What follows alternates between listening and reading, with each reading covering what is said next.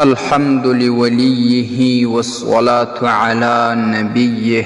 معززو ډېر ورونه پوښتنه کوي چې که چا یو حیوان غلا کړی وي او یا یې د چا نه په زور اخیستی وي، آیا په دغه حیوان باندې قرباني یا اختری کیږي که نه؟ الجواب وبالله التوفیق. معززو د غلا حیوان یا د غصب حیوان چې په زور یې د چا نه اخیستی وي، نو که دا څوک قرباني کې اختری ورباندې وکړي نو قرباني یې نه صحیح کیږي، ځکه چې دی مالک نه دی. تر څو چې مالک نه یې جوړ سوی په صحیح بیع باندې، نو هغه قرباني صحت نه لري.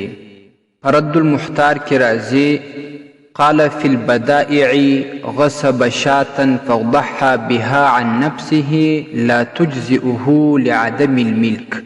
یو چا پسه غصب کوي، په زور یې د چا نه واخیستی، بیا په هغه باندې قرباني وکړل د خپل ځان د طرفه، لا تجزئه لعدم الملک، د طرفه دا جایز نه ده ځکه ملک نه دی راغلی. دا شان په بدایع الصنایع کې راځي په 5 جلد 8 صفحه کې، او په تبیین الحقایق کې راځي په 6 جلد 9 صفحه کې. السلام علیکم ورحمت الله. ستاسې د اسلامي پوښتنو جوابونکی مفتی حکیم الله صابر الحنفي صاحب.